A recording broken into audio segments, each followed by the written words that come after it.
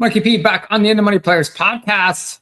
Special Wednesday show this week because we have extra Saratoga coming at us now. Calendar is switching very soon to August, and we're going to have Wednesday Saratoga now to go with. And Ryan Anderson here with me. This man hit how much did it pay, Ryan, on a $24 ticket for the pick six on Saturday? Paid a nice $2,000, so that was a good little pick six at Saratoga. Followed that up with some listen up chance, love, and the Bing, and we had a good weekend. Yeah, great weekend for you. Anytime you take a pick six and hit it for $24, I mean, you're doing some handicapping. So we know that you got lots of winners and lots of great insight into Saratoga.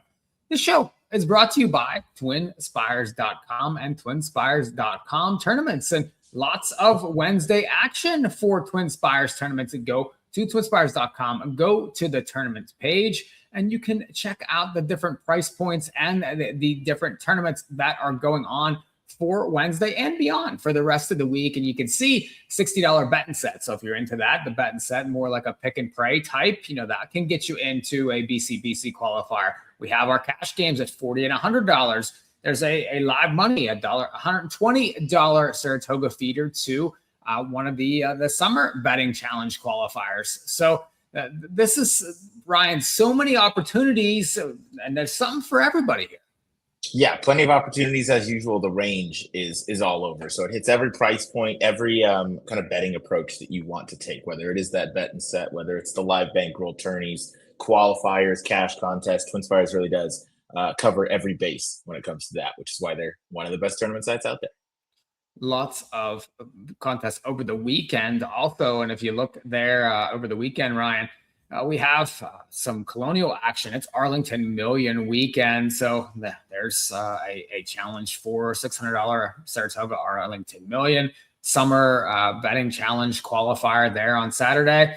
Lots of Colonial Downs coverage. So just there's tournaments every day, all day, it seems. So lots of opportunities there at TwinSpires. Absolutely. Let's do some handicapping for Wednesday. Rare Wednesday card. And of course, we have the curling. We thought we'd just do some spot plays, and we're focused on contest here. And, now that we got Saratoga back on Wednesdays, we're going to look. We have an 8-race card, Ryan. Your first one comes up in race 1. And of course, Wilson Shoot. It's maiden specials going a mile. This is 3 and ups here. Lightly race types, to be sure. Who you like? Yeah, I guess I'll start with why I don't like the 2 favorites out of the Wilson Shoot. I felt like the number 5, Vidalia, doesn't have the right kind of run style for the Wilson Shoot. Typically, you like to be close up or at least tactical. She's been not really either of those. I guess you could say last time out she was, but that was going 2 turns. I feel like naturally that pace is going to bring you in a little bit more. But even so, she really didn't finish off that race the way she was expected to when she went off as the favorite that day. When these Brad Cox horses start running decent races, but don't get the job done on the front end, I start to worry a little bit about what they have in the tank. That being said, those 2 career efforts were over a sloppy track. I think the track will be fast tomorrow. And then number 3, Maria Louise. This is the next out of the dam Stop Charging Maria, who was obviously very productive in her racing career. Bred by 3 Chimneys Farm and Whisper Hill. This is the only sibling that they've allowed to go to the sales so far. I don't know how to feel about that one. 9 to 5 on the morning line. Aragona is normally spot on, stays in the care of Todd Pletcher. But to me, that horse is going to take a lot of money. Vidalia is going to take a lot of money. I felt like the number 4, Miss Twitter for Chad Brown. Not this time filly that brought 170 at the auction. That is a little bit less than the Sire's stud fee. But either way, this is the second of 2 Chad Brown entries in there. I felt like this one maybe bred to be a little better going the 1-turn mile here. Should be tactically placed, and Manny Franco has done so little wrong on the main track to start this meet so far. So I thought I'd start it off with a little bit of a stab against a couple of favorites and Miss Twitter at 8 to 1 on the morning line.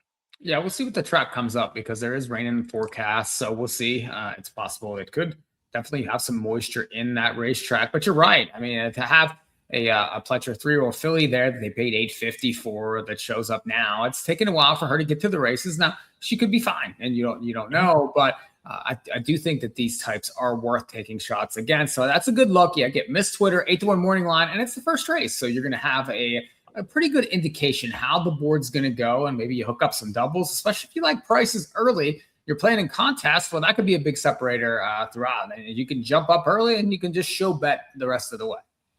Exactly. Show lax, as they call it.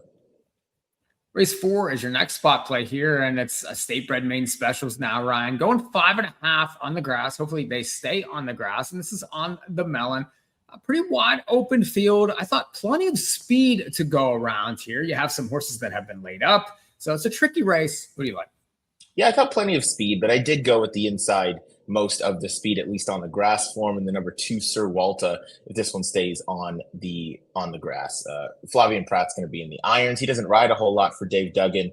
Only 7 mounts over the last year. So that tells me that this horse is ready. This horse, based off of his last 2-year-old number, definitely figures against the rest of this group and what they run as 3-year-olds. So I felt like I would take a stab with the number 2 Sir Walta in here. Gets first time Lasix as well, which I know Dave Duggan's 0 for 12, but again, I'm looking more toward the fact that Flavian Pratt is going to be taking the mount. And then if we do get off the turf, I think the main track only, rightfully so, for Linda Rice, who spots those horses really well in situations just like this. That's probably a single and move on. But for me, I'm going to take a stab or a stab with the number 2 Sir Walta if this stays on the grass.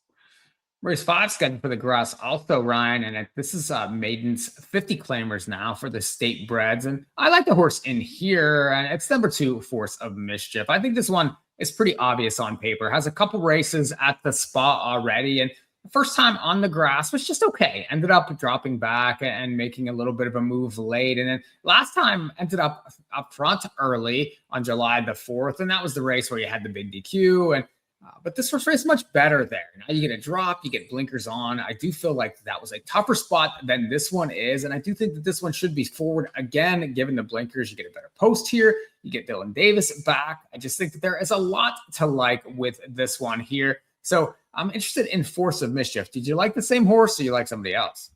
I actually went one to the outside in comment for John Terranova, getting the blinkers off. I felt like there was going to be enough forward speed in here that I like the blinkers off and maybe just relax just off the pace, maybe in that similar position as last time. I just felt was maybe, I don't know, maybe not as settled as she could be. So I'm hoping with the blinkers off, the slight drop down, or the drop down from maiden special weight down to maiden claiming, where John Terranova is a good 27% over the last year with these runners with a $4 plus ROI. So I know this one has been 84 to 1 and 63 to 1, and now you're only getting about a tenth of that.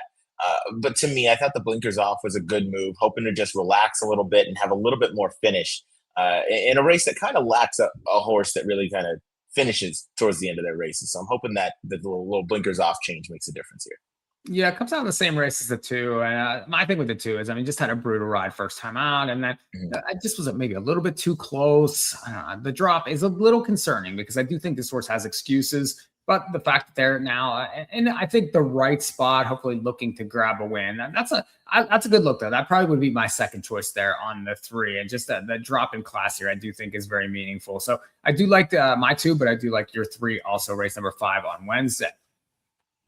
Go to race 6, and we have the restricted Curlin for straight 3-year-olds here, Ryan. And now plenty of buzz around the Jim Dandy and the Curlin. Everybody thinks there should be combined. You have a 6-horse field here. You have the return of Chief Wallaby, who raced in a couple spots in the Triple Crown, 4th in the Derby, 4th in the Belmont. He's going to be 4 to 5.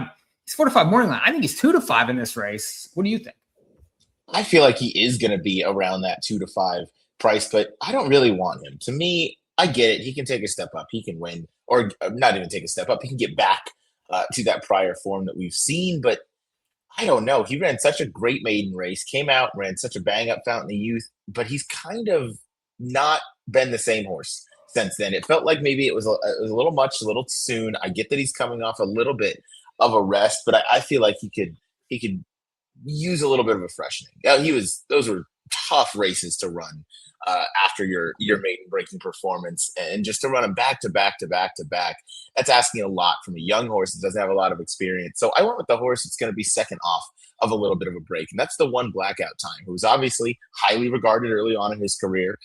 Things didn't pan out so well on the Derby front, but they gave him some time off after the Arkansas Derby, came back in a nice open allowance race and dominated that field, getting Lasix for the first time. Obviously, Lasix come off here, but he's proven in the Breeders' Futurity when he broke his maiden, he doesn't need Lasix to be good. I think that was just a nice starting off point. If he's grown and progressed since then, which, coming up to Saratoga in the care, of Kenny McPeak. It certainly feels like he wouldn't ship up here if they didn't think he had a chance in here, didn't move forwardly out of that race. So I'm going to take a stab with Blackout Time. I hope to get every bit of 3-1, as I do think he's the most logical alternative, obviously, to Chief Wallaby, who for me would have to be a fade at that price. Yeah, I get it, and I get him. I like him a lot. I think Blackout Time is the bet in this race, and of course, you can get shares of him from our friends at morningline.io, and you and I certainly talked about that and that opportunity. I have shares of Blackout Time on Morning Line, so you can go there if you want a piece of Blackout Time. Very reasonable cost to get in on ownership with him, but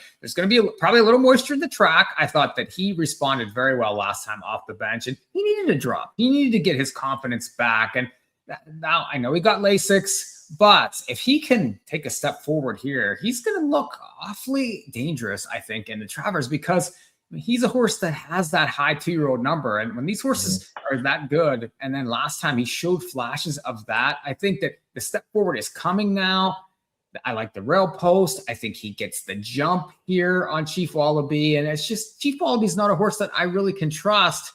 Now, he has some growing up to do for himself also. I mean, he's raced in spots at times. He's shown extreme talent. He could be the one that takes a step forward here, but I don't want to pay that 2 to 5 premium to find out. So I'm willing to take a shot here with Blackout Time. And a horse that also, there's another horse in here that I've been a fan of, and that's the 3 Zinal. This one, I love second time out, and they went to the grass. Jonathan Thomas, the horse didn't run a step. Well, back to the dirt, broke the maiden Indy, and then racing that Indiana Derby. I do think that was a pretty nice race. I mean, you had horses like Leading Change in there. You had Our Money Man. I do think that those are very nice 3-year-olds. So this is a spot where he fits, and he, especially on the dirt, if he's the one that takes a step forward in here, and I think that's all of these. They're all, that's why they're not in this weekend. They're looking to sort of take that next step against a little bit of a lesser company that, would be one that I would want to have on tickets as backup. So 1 and 3 for me, fade Wallaby, and if he beats us, okay. Mm-hmm. Race 7 scheduled for the turf, 2X allowance here for fillies, and we're on the melon here, Ryan, and this is a really, really nice race here. You have plenty of, I think, sharp ones going into here. Where'd you go?